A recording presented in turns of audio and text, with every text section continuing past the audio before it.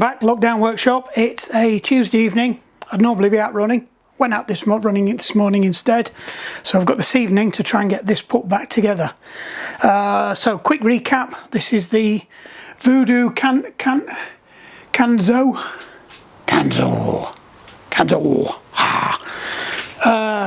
bike.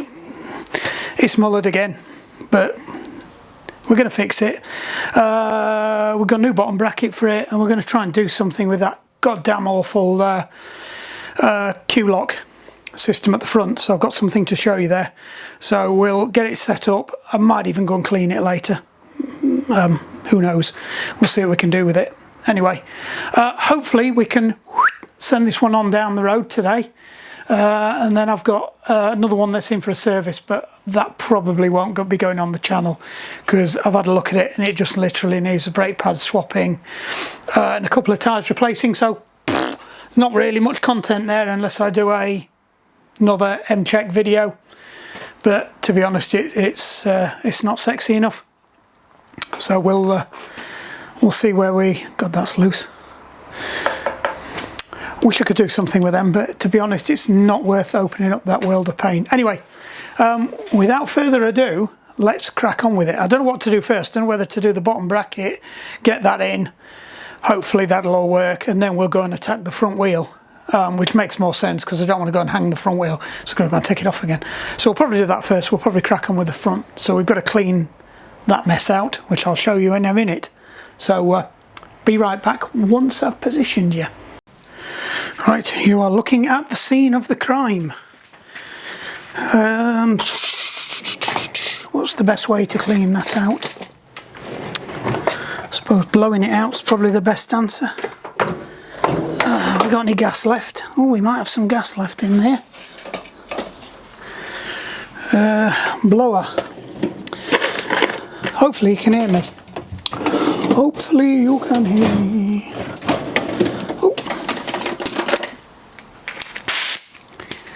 The new blower. Are you there? Are we on? We are.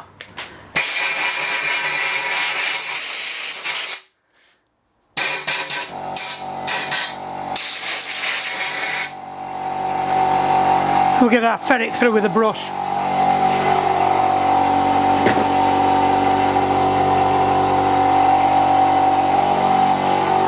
A nice stiff wire brush here. Hopefully this will help clean the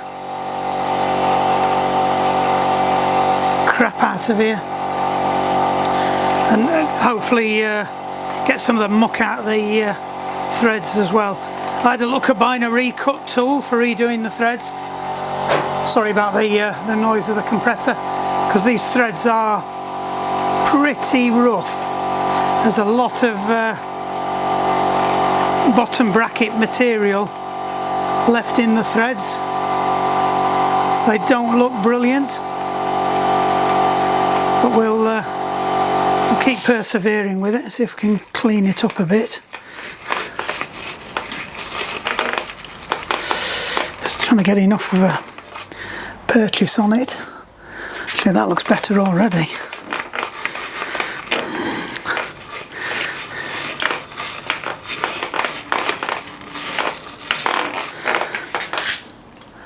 Right, let me disappear around the other side and do that side as well. Right, get another quick blast out, Gordon Bennett. Looks a bit better. Some of these threads look absolutely mullered, really in a bad way. Bottom bracket looks slightly elongated as well, which wouldn't surprise me with the trauma it's had. So this might be an interesting fit. So I think the best thing we can do with this is absolutely wang it full of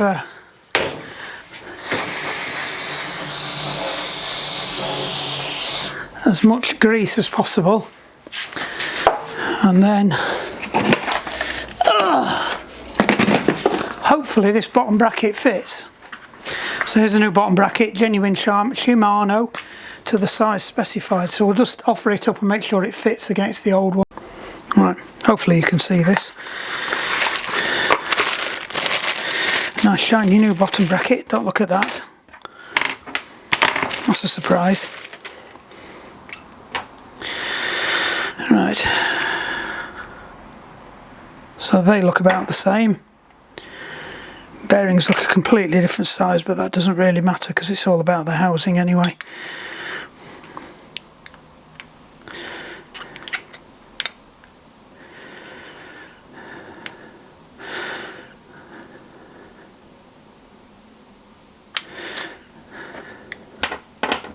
So I'm trying to fit that on without the bottom bracket, without the bearing inside it.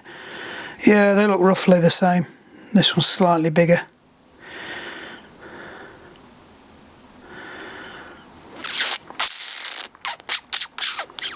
It's interesting.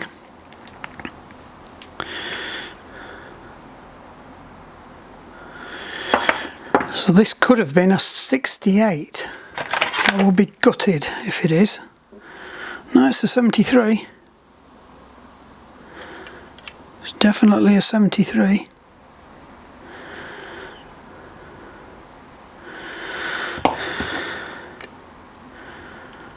That's even bigger than a 73. That's the weird bit. I can't work out. Maybe I can see why. The bearings got to slide into a. There we go. I bet they're the same size now. The bearing wasn't in its pocket.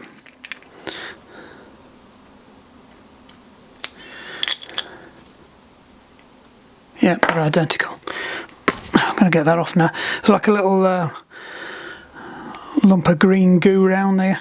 It's got some kind of a seal on as well, so it should help keep the crap out of it. So we'll get this installed and hope for the best. Plenty of anti-seize on it as well. Right, that's you back installed. We'll quick look in the shed for the anti-seize. Nope, that's silicone. Silicone grease. Nope.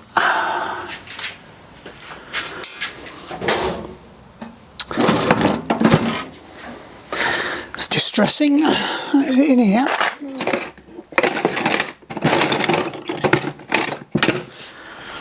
I can't find the anti-seize. I've got a sneaking feeling I might have left it down in the other workshop, but I should have a tube up here. I had a brand new tube. I just don't appear to be able to put my mitt on it right now, which means it's probably loitering around at the back of here somewhere. Just bear with me while I rummage.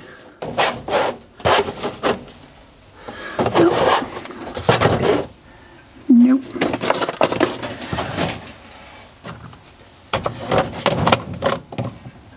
What's that? Lithium grease. Ah, hold on, got it. Right at the back. We did have a new tube. Get that posh stuff. So I'm going to chunk of that lobbed on.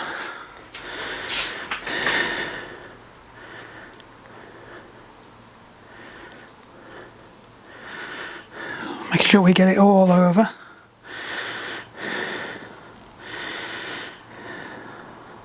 Now I think this looks like it's aluminium, so we shouldn't have the same problem with galvanic interference. And because we're on the right side, it's a left-hand thread. Remember, we discussed that last time, if you were paying attention. Have we started this? Yeah, we have. Alright. So because the threads are absolutely mullered, I've got to be really careful how I start this off.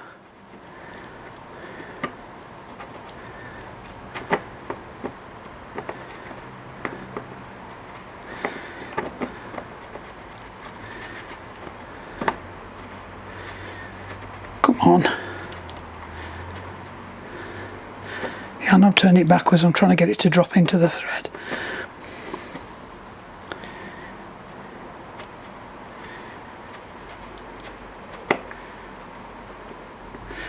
Because I can't see how centred it is on the other side. So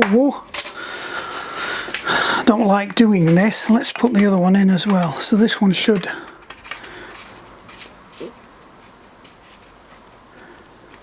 think that one's gone in.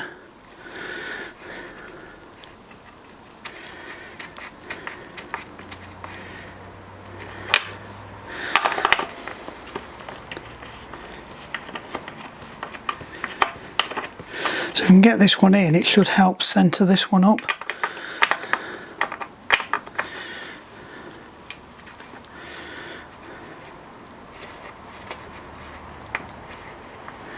I mean, that feels right, but just hitting a stiff bit and you shouldn't really force it.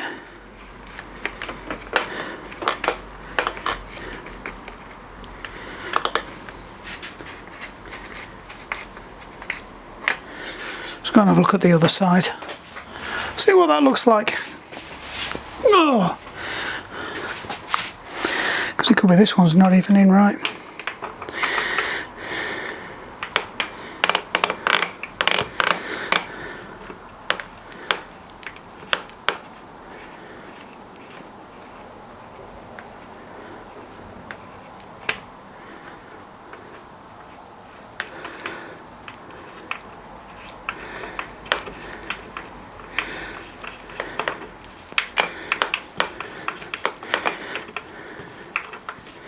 Yeah, that one's definitely in.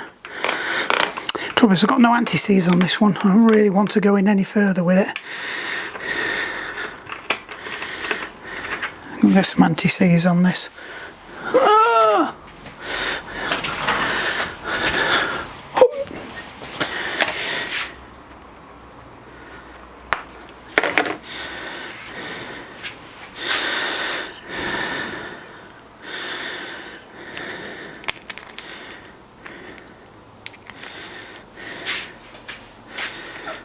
Make sure we get it all over, especially this side, because this side's the vulnerable side. Interesting though, this wasn't the side that was really badly seized. It was this side. It's usually the other side, because this side's normally caked in oil and shielded from the elements by the chain ring. It's the other one that's so now I can't get this side in. Should actually go in a bit easier now, it's got a bit of grease on it. Right.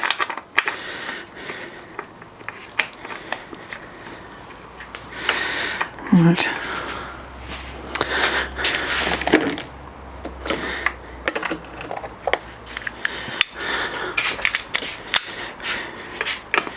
In fact, no, we're not going to go with that.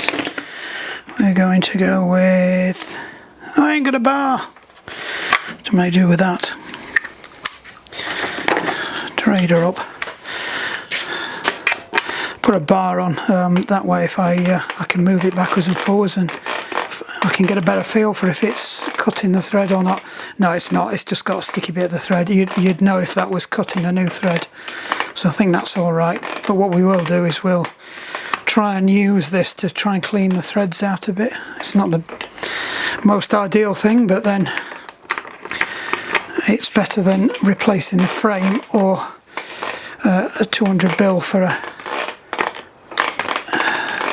tap and die set, a tap set to do this, because that's how much they are. I had a look, so to get a cheap Chinesian one is about 150, 160 quid. Then to get a non-Park tool but non-Chinesian one, you're looking about 200 quid, so that's probably the option I would have gone for. Or for the Park tool version, you're nearly 300 quid. Because I was looking at reaming tools as well for reaming out push fits, because I've got an issue with mine again. It's not brilliant. So we'll just keep playing with this a bit.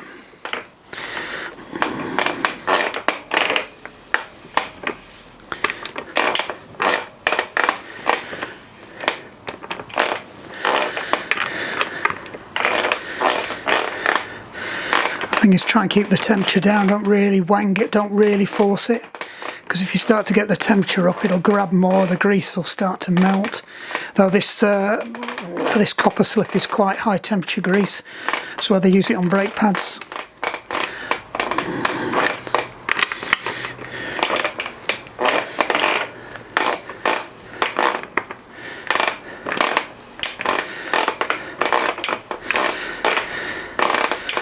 Trouble is now I think I'm hitting the there's also a layer of thread lock on this as well, so I think I'm starting to hit that now. Work it backwards and forwards.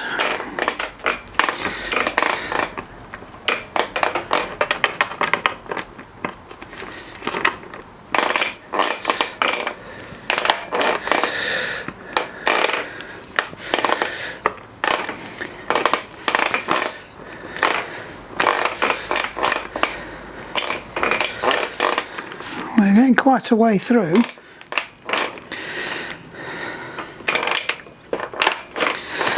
I'm starting to get a lot of resistance now, and I really you don't want to be putting the impact driver on this.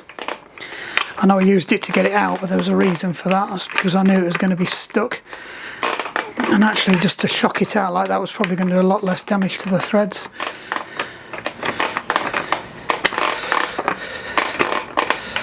I might have to let this cool down a bit now.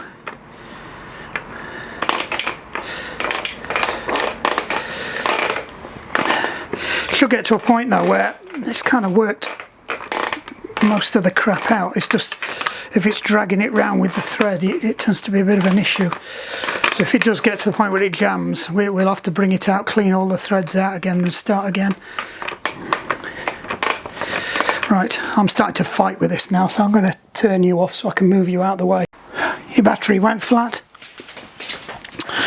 Stick that on charge, so just bear with me. Or not. I left the battery charger down in the other workshop. It's a bit of a pisser. I thought I got the mains one in here as well.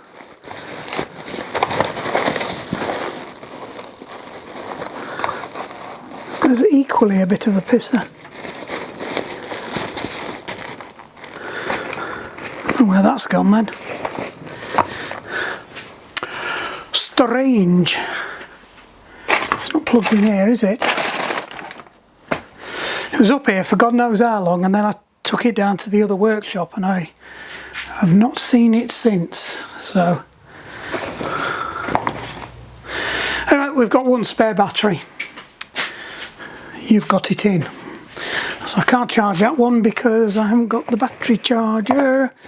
So we need to hurry up before we run out of thing. Right. We're making some progress. We're getting further and further and further in. So I've just backed it out to clear the threads out of it. I'm going to wang it back in again now. I think we were down to about 2 or 3 mil away from the hitting home. It should actually, like I said, it should after a while suddenly get easier, because it'll kind of break through to the other side of the threads, because the threads don't go all the way.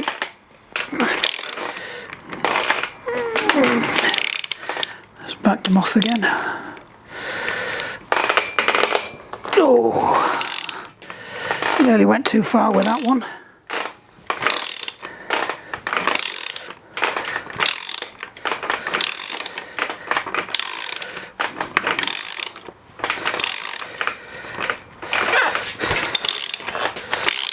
Good thing about it is I'm looking at the threads as they're coming out, and it doesn't appear to be doing the threads of the new bottom bracket any harm. So and I'm having to pull it out less before I hit. I'm not having to pull it out as far before I'm hitting easy movement again.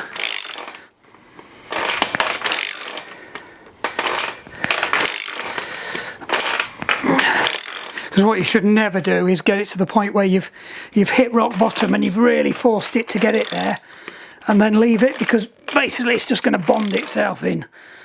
We're nearly there now. That's it, we've hit. You can feel it, it completely feels different, it suddenly snugs up. So we'll just rattle it back out again one last time.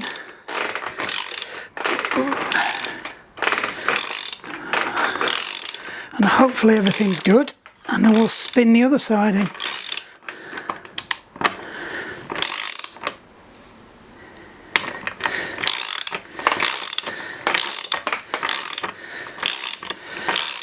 It's nice and free moving now. That's a massive difference, that. I might just go over these last few threads a bit.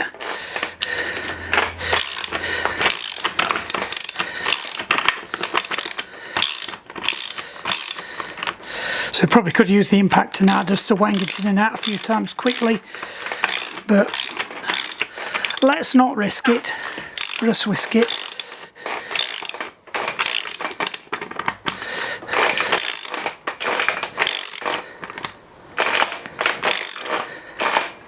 That's it, locked in again. One last time. Just make sure we're clearing everything out of the way.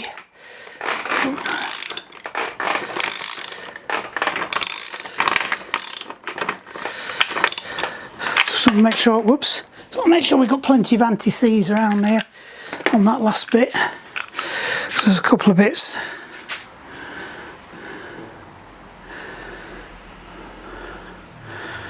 that might not have.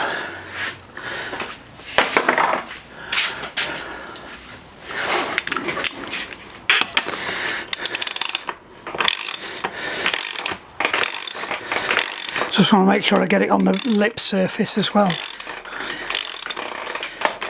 A lot of it's to stop water from getting in, because actually having a good layer of grease is quite an effective way of doing that.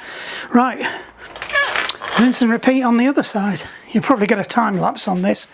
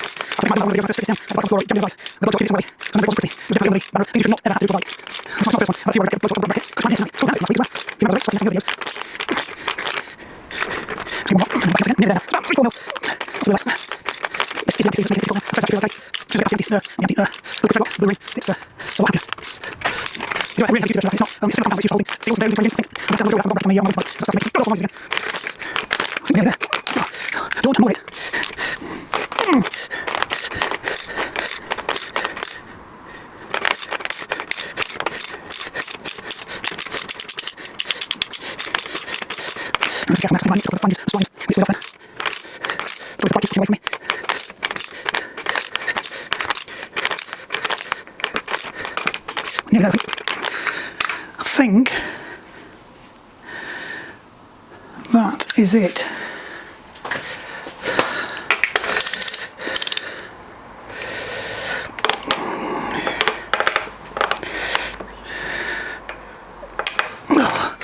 Yep, that's not going any further.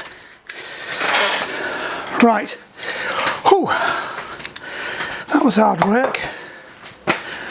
Let's just reset and have a breather. Boom. Right, back. Let's put you on super wide. Ooh. So I'm just going to try and clean these up a bit. I need to grease them up, but I just need to get all the crap out of there.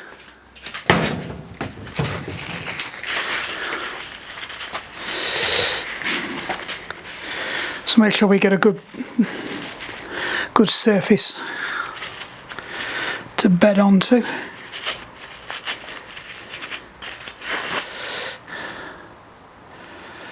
Yeah, they look okay. Right, let's wang a bit of grease on there. Normal grease now, don't need anti-seize on this. These ain't gonna seize. Different type of metal altogether.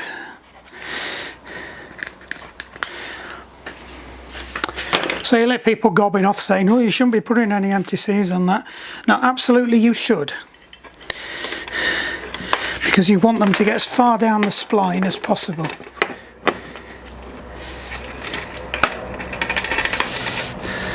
Right.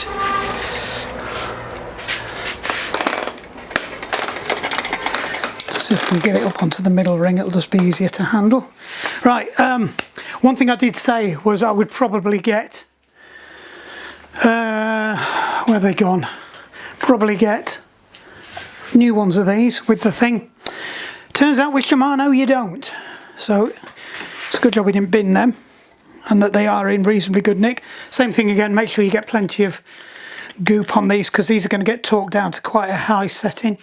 So you want to give them as much of a chance as possible. And then you get the big torque wrench. And you get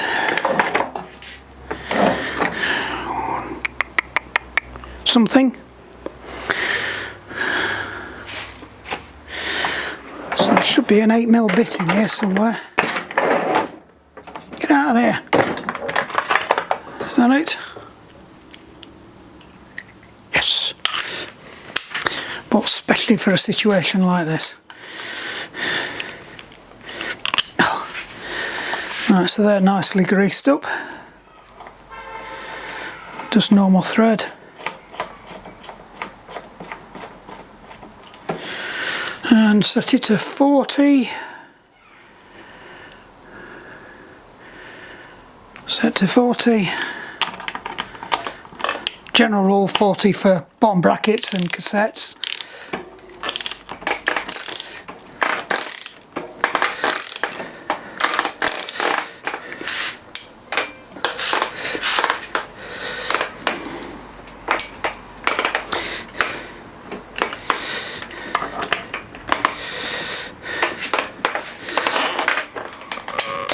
There we go. One side. She lives! Let's not get too excited too soon. There's still plenty that can go wrong. That flipping Q-Loc for one. And the fact I've completely forgot to come with me grease. Oh, where did I put the grease? Sorry, microphone, I've just battered you. Trying to walk past a metal cabinet with a magnetic microphone. Yeah, that's not smart.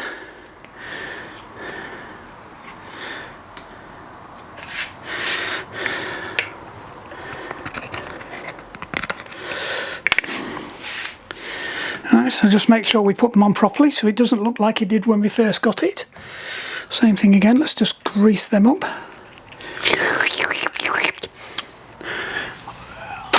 Oh, look at that. Managed to throw that round the corner. I feel like I've just cut my face. Designed by Joe Murray. Who the... Anybody know who Joe Murray is? It's obviously a big deal. He's got his name on the bike. Canzo. Maybe that's his nickname, Canzo. Joe Canzo Murray. Like I said, they've got quite a bit of a following, these bikes, so maybe something I'm not picking up on. Oh no, don't do that again. This torque wrench was hanging by a thread and it seems to have fixed itself, but it's starting to play up again. It seems to be worse when it's upside down.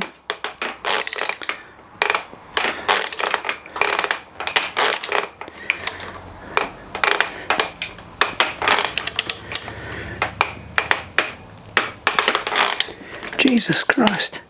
Come on. Oh. Is it still on 40? Still on 40. Sometimes I think it's when it doesn't ratchet properly when you're flicking it back the other way.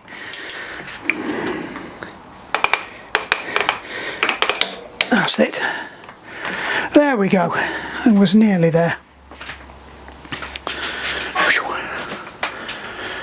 Hoo-wee! That was hard work. Right, let's just admire our handiwork. Oh yeah, we've got a chain to put on, haven't we?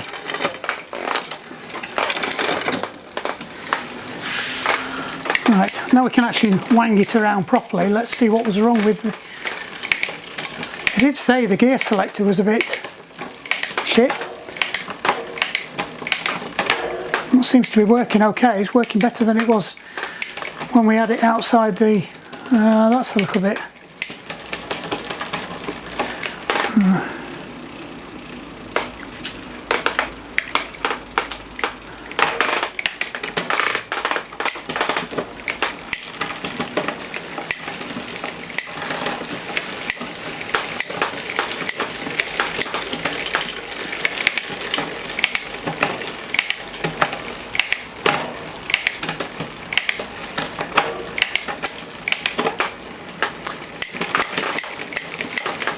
that seems to be fine, that.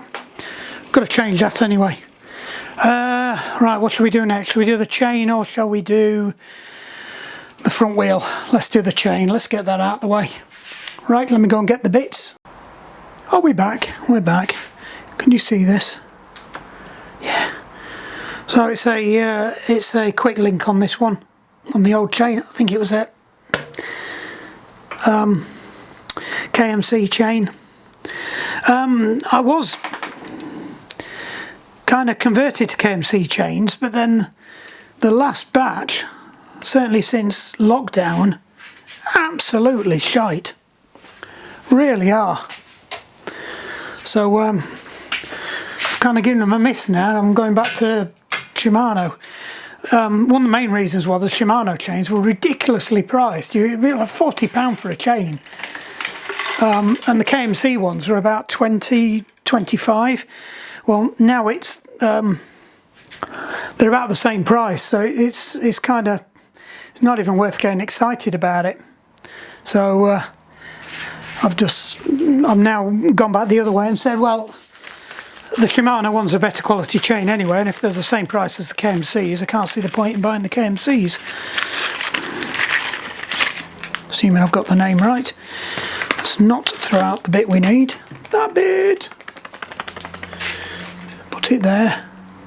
Don't move. So I'm going to put a, because it's an older style Shimano. I don't make any secret of it. I am a Shimano shop. I do I do SRAM, but I'd rather be working with Shimano. The stuff it's just so much easier to work with.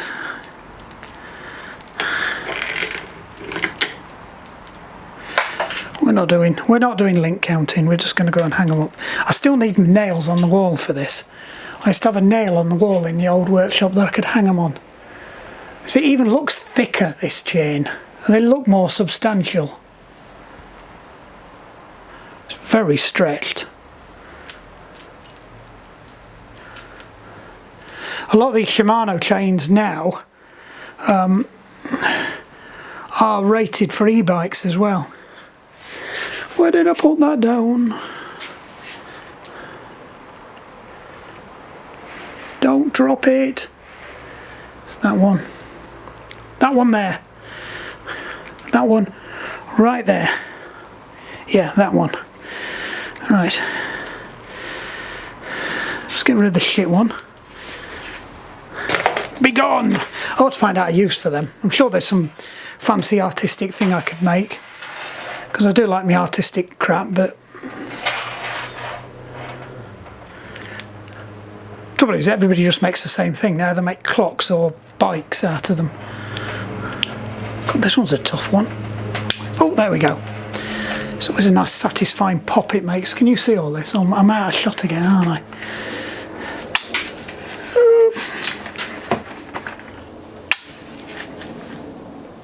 Is that better?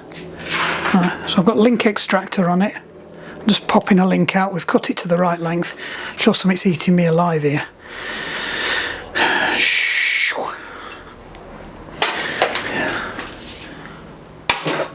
Shit, I'm going to need that in a minute, so that was a stupid thing to do.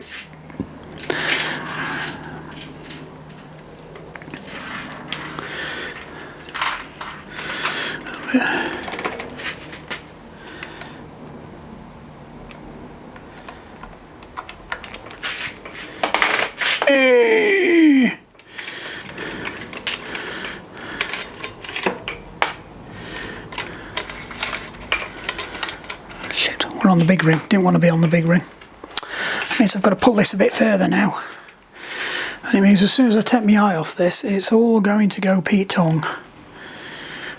Right, so I think it goes this side of this. Oh, come on. We'll find out in a minute whether we're right, because it'll make a horrible noise if we don't get it right. Come on, stop jumping. Jump in. Nope, that looks... Oh, no, we don't. Come back. Stay. Oi, oi, oi, oi.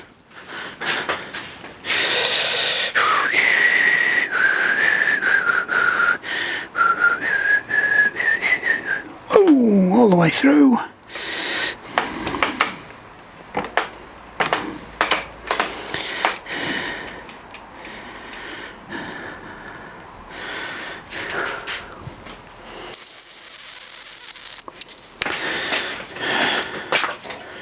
Made an executive decision. I'm going to put the quick link back in.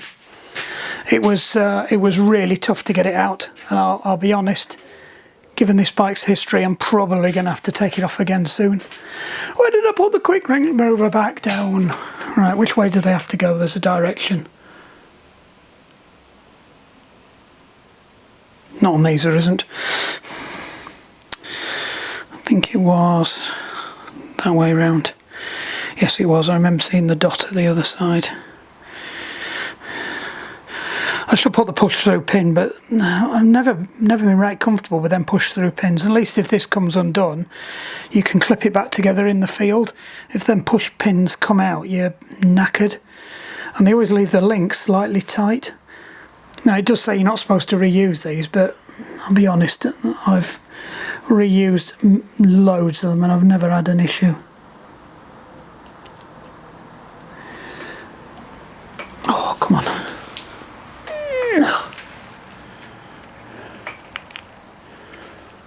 There we go.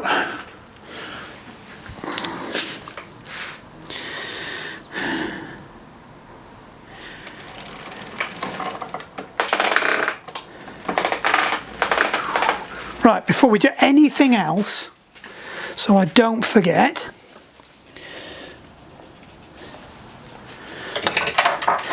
we need to put a tiny little thing on there. God, I've got this flipping anti-seize on everything now. Spin that round. Red thing. Right, so this is what I forgot to do last time. When we did the lakeside maintenance. You didn't see that, didn't video it. It was peeing it down. It wasn't my finest work, I'll be honest. I was having all sorts of issues. I nearly forgot to put the plug in at the end, even after I said, I normally forget to put the plug on.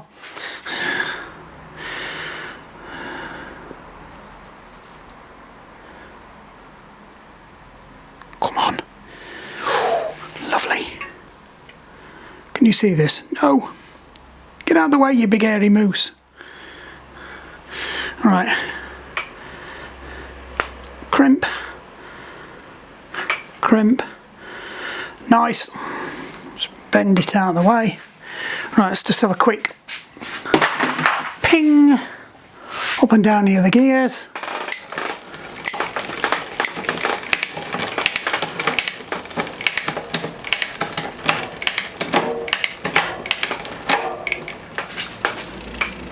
We're all the way down, we are.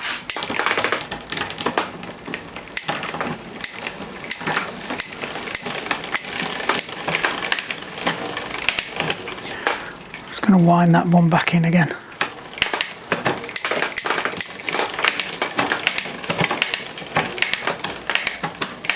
That's much better.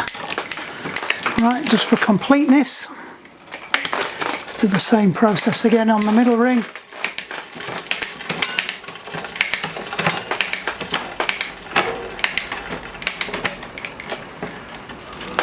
Yep. And the baby ring.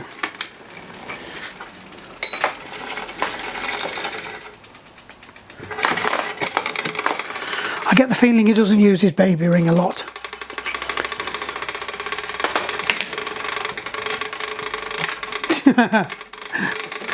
It doesn't like that, does it? There's not enough tension on the chain.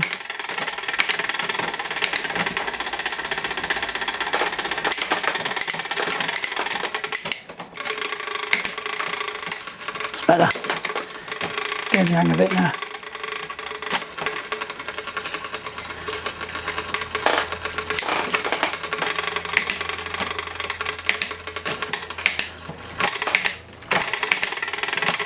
Not too concerned about that, to be honest, because you'd never be running that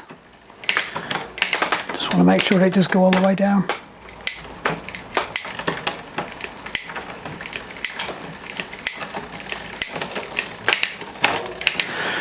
Right, I think we'll call that job's a good one on that bombshell. All we've got to do now is just sort out that front wheel with the dreaded Q-Loc. Let's have a look at what I've been up to. So, story so far. Mentioned as several times, Q-Loc system. Massively overcomplicated. Had to beat the living shit out of it to get it out the frame and do things I should never have to do. It's not in a good way. That piece there that's not supposed to come out came out. The tube on the inside's sprained. The fingers don't work properly. I broke the ring off the end of it. It's at the end of life. 60 quid for another one of them. Possibly get one at 50, but I don't think it's the right size. So there's about 6 or 7 different flavours of these, all different sizes. And of course the one I want's the most expensive, so I think there was 60 odd quid. You'll put it in, you'll do one winter on it, and it'll be in exactly the same condition again. They are absolutely a shit design. And I don't know why they're still using them on bikes, and they are. Some tours seem to be wedded to using this steaming pile of shit because they came up with it. It's crap, it really is. So, it's just a through axle at the end of the day, but there's no threads. So normally you'd have a set of threads on the crank side, on the right hand side of the fork. There'd be a set of threads. You wind your through axle in, you clamp it off, job's a good one, it's done. Right, so what have I found? I found these. Generic, cheap and cheerful replacement for one. Now you can buy these, which is just a standard through axle replacement, and they do them in 2 sizes, designed to fit a 100 or 110 gap. Now I measured the gap on the forks and it is 100, so I bought the 100. Probably would have been better with the 110, but it becomes a moot point fairly quickly. Reason being, which we will get to shortly. There is one problem with these. It was cheap. I think it was 18 quid, which is like ludicrously cheap. I mean, a replacement through axle for my Giant cost me just a bolt, not even a quick release, just a bolt with a head on it and a bolt through. It was 50, 60 quid. It was ridiculous, and only because I lost a washer. Stupidly. The only problem with this is that I discovered it came with this. So that was there. That is too big to fit on just about every mountain bike. So there's a bit of an issue there with that, which I'm not entirely pleased with. So I went looking and I found I got an old skewer. I've got a box full of skewers. One of the skewers had one of those ends on. You'll probably recognise it. It's a cheap and cheerful thing. I haven't even got it, I've chucked it back in. Oh no, it's here. So it's that one. So that was on there. So I pulled it off, and because essentially what's inside there is the same size as one of them, and there's even one of those underneath there. So what you do is you undo that screw there, and you can unscrew that piece. So I've popped that on because it's significantly narrower. So now that does hit on the fork. The only bit I don't like is a bit of a gap there, but there was a bit of a gap with this. It's just you couldn't see it. It was hidden behind that shoulder. All good. Now, I do have another one of these kicking around somewhere, but I did wonder whether it had got a better shoulder on it. Yeah, it has, but it still won't fit into there. So I think we're kind of stuck with this one. No, I haven't got any others. Always pays to be a hoarder. So we'll chuck everything in there, just pretend nothing happened. So that's a bit of a bummer, because that would have been absolutely perfect if that wasn't so big and chunky. So I'm going to give him some feedback on that. Now, if I had a lathe, I could have turned that down, because it doesn't need much. It only needs about 1 millimetre off it, and I think there still would have been enough bite to do it. But this is fine. It's got a good solid metal piece there. There's a bit of a gap there, but that, once that's on the rim, there shouldn't be anything crap goes down there. So what makes this different? Just chucked it in there. So this replaces the thread on the other side, so that just screws on like that, and because that's narrower, that does go in. Now the only problem is the idea is it's supposed to fit. Now, I think if I'd have bought a 110, I probably would have ended up hitting the bottom of the threads, because when I wind it in, it goes to about there, and that's about 1 centimetre.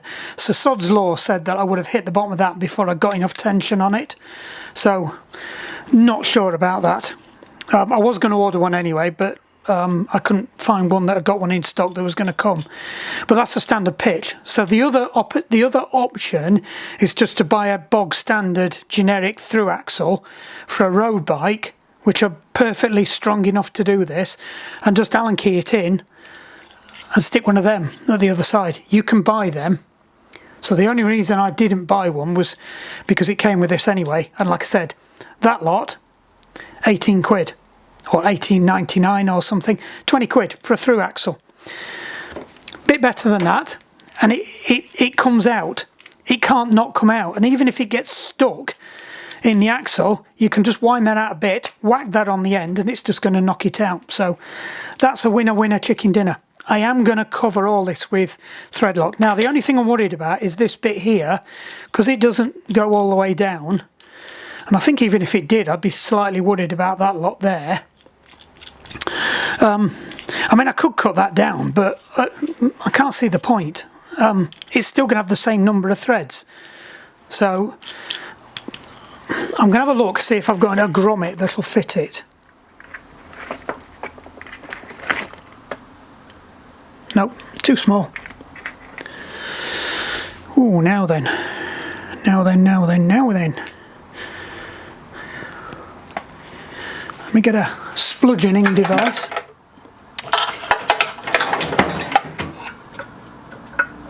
Oh, pick will do. Just be careful not to, it doesn't matter if I puncture it. So I'll just see if I can tuck this into the thread. It's a little bit bigger than it should be. And I think we'll get this in. It's nearly there.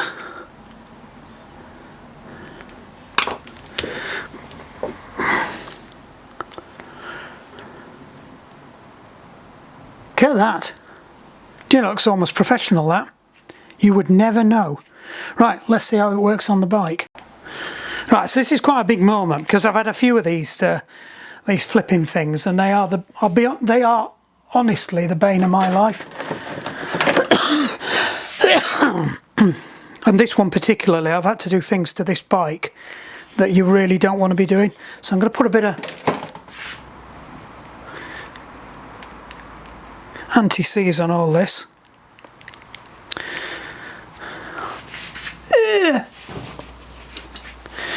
Right, this is where we need about 50 pairs of hands. So you've got to make sure you get it on the right side, so it always goes on the disc side, which is what causes most of the angst with people with quick release and discs. Oh, so far so good. Let's see if it'll sit into the little channel. Just get that roughly where it needs to be to lock it up. So you can see there's quite a bit of thread sticking out there. So I think if it would have gone the other way, it wouldn't have helped us any. This is where it now hits the bottom of the rubber grommet, and then I cry. Oh, actually, no, wind it back a bit. So I tell people this does not need to be tight, right? This is not holding the wheel on, this is just clamping it. Look at that bad boy. That's proper impressive. So, see this thing? See that thing over there? That's what you want to do with them. Go and buy yourself one of them. 20 quid. And that was from Amazon as well. You can actually get them cheaper on eBay. You've just got to wait a bit longer because they've got to come on the slow boat to China. That came from Amazon, next day delivery. He got it here before the bloody chain. So it is heavily made out of Chinesium, but it shows it works. So you can either go for a straight through axle, and some of the through axles have actually got a pull out spinner on them, handle on them, that you can pull out and put in your pocket or leave on, like the giant ones that's on my bike. Or you can just buy a normal skewer and buy that end bolt. You can find that end. It is a standard pitch. So that is the standard pitch for a mountain bike through axle thing. It's a 1.5 pitch thread on a metric. Can't remember whether it's a 19. It tells you on the thing anyway. So I might put a link up to that on the page. That has properly made my day, because this bike, it was getting to the point where I was going to say to Michael, look mate, that's not going to come out again, which means you're not going to get your tyre changed again, so if you get a puncture you're basically knackered. But that's just massively extended the lifespan of the bike. If we can get this bottom bracket to last another couple of years before we have to replace that, and I have got bearings for these as well, and hopefully this one, because it's alloy not steel, it shouldn't go the way of the other one, plus I've smothered it in crap anyway. We should be all right. I do think these bikes have got some fundamental design flaw where the spray's coming off the back, hitting the back of the saddle post, which you can't see what I'm pointing at there. Right, let's wind it back out. I still can't see it. Right, anyway, there's at the back here there's a hole, and I do think that the shit is going into that hole and running down there and collecting in the bottom bracket, and that's what's killing the bottom bracket. But no, that's smooth as anything. All the gears are going again. We've got everything sorted out. All we need to do is just stick a new tyre on it, or Michael can do that, and then job's a good one. I think we can send this one back on its way. I will give it a little bit of a clean up. I'll take it down and give it a spruce up, and I'll try and get some of the crap off here. But other than that, I think that's it. I'll probably need to kill it here because that's the end of my battery. So anyway, biggest message here is there is life after Q-Loc. So if you have got one, I've got a way of fixing it. Ping me, message me if you want any information, or I'll try and remember to put some on the video. We've saved another bottom bracket again. I'm a little bit fatigued that I chewed slightly the cup on the other side, but that's the putting in, not the getting out, and it's the getting out one you need to be more worried about. I think next time I'll stand it on its handlebars and saddle. Next time I do that, because it's just too wobbly on this stand. I'm looking out for another stand, so if anybody's got a stand they don't want, let me know and I'll come and get it. I could do with one. I was trying to find another one of these, and they've changed it now. It's not quite the same, so it might be more stable. Then it comes with the table thing, which I think this was supposed to come with. It just never came with it.